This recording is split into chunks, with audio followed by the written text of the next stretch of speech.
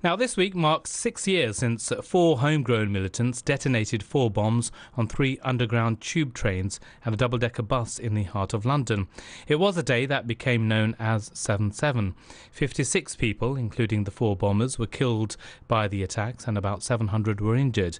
Even more shocking was that 3 of the bombers, Mohammed Sadiq Khan, Shehzad Tanveer and Hasib Hussain, were northerners of Pakistani origin.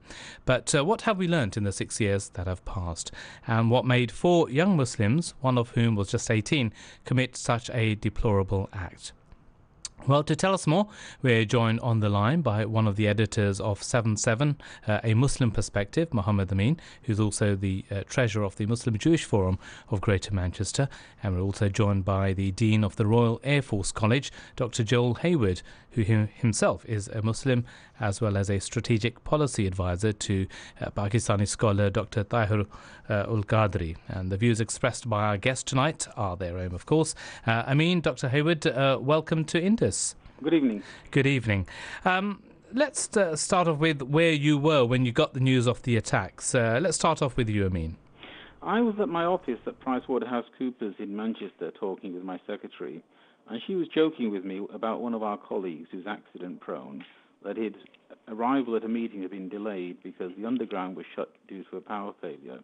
And then only as the morning went on, we realized that it wasn't a power failure, that there had been explosions, that people had been killed. And then there was a frantic few hours while I tried to make contact with various relatives who work in central London. Fortunately, all of them were safe. And Dr Hayward, what about yourself? I was actually in London on that day, which was a very frightening day. I remember it vividly.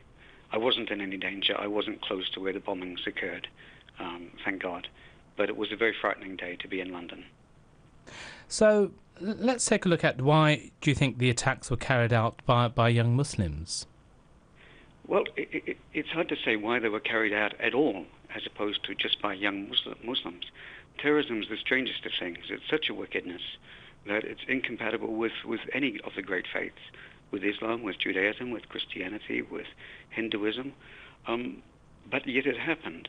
And unfortunately, it does seem to happen a lot. Terrorism has got worse, not better, since 7/7. Now, I don't mean in Britain, of course. Thank God we haven't had another case. But certainly there have been over 130 bombings bigger than 7/7 since 7/7. Now, that's pretty frightening. And Amin, do you think Muslims feel disenfranchised with wider society? Muslims are not uniform. There are Muslims at the very highest levels of British society. The chief executive of the Prudential, the largest insurance company, is a Muslim. There are Muslims in the House of Lords, Muslims in the House of Commons, Muslim partners at major professional firms like I was. But at the same time, there is a small core of Muslims who do feel alienated and disenfranchised from society. I know because I occasionally meet some of them myself. And it's frightening how big a disconnect there is between them, the way that they think, and they just do not feel at home here at all. We need to reach out to them. Now, when speaking to young people as well, I mean, sometimes I say it's all about, it's a case of foreign policy. Or do you think there's some other sort of deeper social issues at work as well? It's not just foreign policy, because there are plenty of people who are concerned about British foreign policy. More than 1 million people went on the Iraq March, but they didn't become terrorists. On top of foreign policy, there is a very perverted interpretation of Islam. These people who set out to kill themselves on the underground, they didn't think that they were going to go to hell by doing so. They thought they were going to heaven. And it's as fundamental as that, such a distorted understanding of their own religion. And Dr Hayward, do you think that is the case, though? Young people clearly not really understanding their faith? Yeah, I think that's true. I speak a lot with young Muslims, and I recently asked a group of young Muslims how many of them had read the Quran from cover to cover. I asked before that how many had read Harry Potter from cover to cover, and of the teenagers in the room, nearly every hand went up. When I asked about the Quran and said, have you read it from cover to cover, even once in English, not one hand went up. Now that was quite distressing to me as somebody who's read it over 40 times. I've read it intimately. I love the book. It's a fantastic book of peace. But you know what? If you do read it, you don't find terrorism in it. So wherever they're getting this from, as Amin said, they're getting it from somewhere else apart from within our faith. They're getting a very perverted, distorted view of our faith.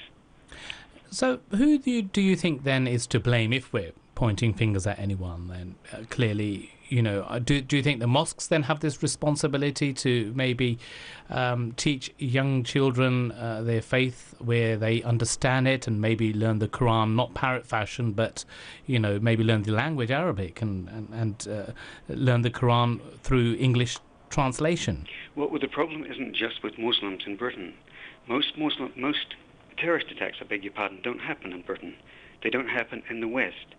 80% of all the fatal terrorist attacks in the world are done by Muslims, and 95% of those attacks take place in Muslim-majority countries like Pakistan, Afghanistan, Iraq, Indonesia, and so on. So it's not just simply saying that they're feeling disenfranchised. Even in countries where they are in a majority, the attacks are occurring, and occurring on a frightful scale. Yeah, indeed. So what do you think we've learnt from the attack since? Well, I think what we've learned here is to be very vigilant, and our security forces and our police forces, of course, very vigilant. Are they too vigilant? Now, that's a different debate. Are the policies sound for de-radicalizing youth? I don't know.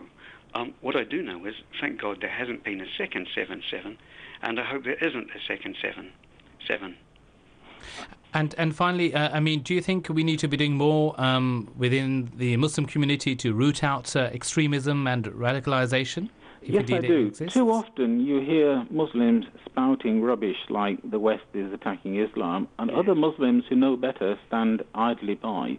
When you hear people saying things that are wrong, it's absolutely essential to speak up. And it's important for Muslims to speak up, not just non-Muslims. Well, thank you very much for joining us this evening. That was one of the editors of 7/7, A Muslim Perspective, Mohammed Amin, and Strategic Policy Advisor to Pakistani scholar Dr Talat-Farooq Awan, and also is the Dean of the Royal Airforce College, Dr Joel Hayward. Thank you very much. Thank you. Thank you. Thank you.